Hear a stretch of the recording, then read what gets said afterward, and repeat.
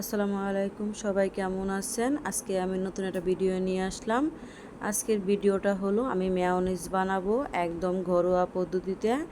একদম যারা নতুন আছেন আমার রেসিপিটা দেখে একদম সহজভাবে করতে পারেন। এখানে আমি প্রথম দিয়ে দিব একটা ডিম। ডিম কিন্তু ঠান্ডা ফ্রিজের না, নর্মাল, সবসময় নর্মাল ডিম লাগবে মেয়োনিজ বানাতে গেলে। আর দিয়ে দিব সাদা গোলমরিচ হাফ চামচের চেয়েও কম। আর দিয়ে দিব 1 চামচ চিনি।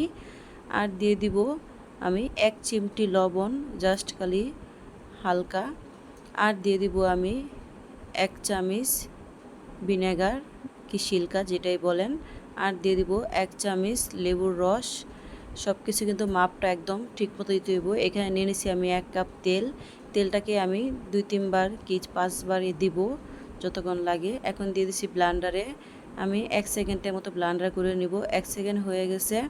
এখন আমি দিয়ে দিব আবার একটু তেলটা দিয়ে আমি আবার 1 সেকেন্ডের মতো ব্লান্ডার করে নিব। একদম সহজ 5 মিনিটের একটা রেসিপি। এখন আমার 1 সেকেন্ড হয়ে গেছে। এখন আমি আবার একটু তেল দিয়ে দিব। আমি যেভাবে দেখালাম এভাবে তো যদি আপনারা মেয়োনিজটা বানান একদম সুন্দর একটা মেয়োনিজ হবে। আর এই মেয়োনিজটা খাইতেও অনেক ভালো লাগে। বিকালে যে কোনো নাস্তার সঙ্গে কি আপনি বার্গার বানাইলেন, ঘরোয়া পদ্ধতিতে বানানো মেয়োনিজটা অনেক ভালো। আর এমনি কিনে আনতে গেলে মেয়োনিজটা বেশি সুবিধা না।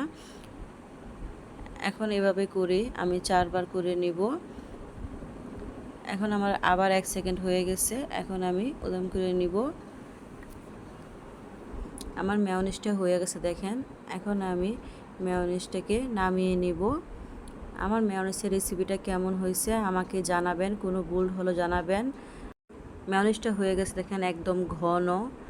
একদম মেয়োনিজটাকে আপনারা নর্মাল ফ্রিজে একটা যে কোনো বক্সে ভরে 7 দিন রাখতে পারবেন।